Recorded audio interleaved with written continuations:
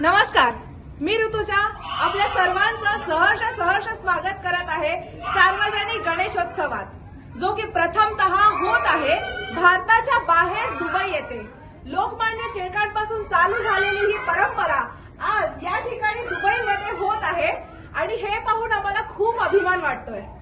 या ठिकाणी inspire events and promotion company तसेच इतर 20 पेक्षा जास्त सामाजिक संस्थांनी हा गणेशोत्सव साकारला।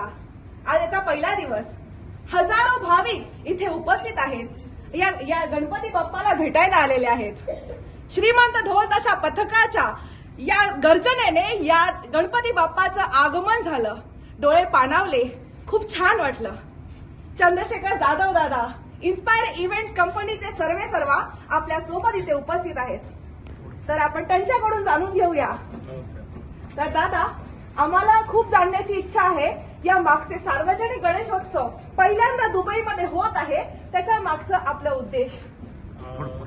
जसं टिळकांनी आणि फुलेंनी जी उत्सव ही संकल्पना मांडली, ती उत्सव ही संकल्पना भारताबाहेर आपल्याला विदेशात 7 समुद्र पारही साजरा करता यावा, या उद्देशाने आपण सार्वजनिक गणेशोत्सव हा उपक्रम हाती घेतला आणि त्याला खूप उदंड प्रतिसाद सगळ्या गणेश भक्तांचा मिळाला आणि सर्व सामाजिक संघटनांचाही सहभाग त्यामध्ये झाला।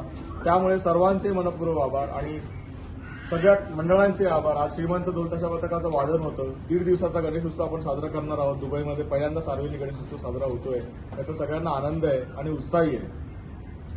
या पहिल्याच दिवशी भजन, कीर्तन, अनेक सांस्कृतिक कार्यक्रम आणि श्रीमंत ढोल ताशा पथकाचं वादन झालं आणि उद्या याचा समारोप। तर आपला हा गणेशोत्सव असाच उत्तरोत्तर पुढे जाओ, आपल्या सर्वांची कृपा आमच्यावर लाभो, हीच ईश्वरचरणी प्रार्थना। गणपती बाप्पा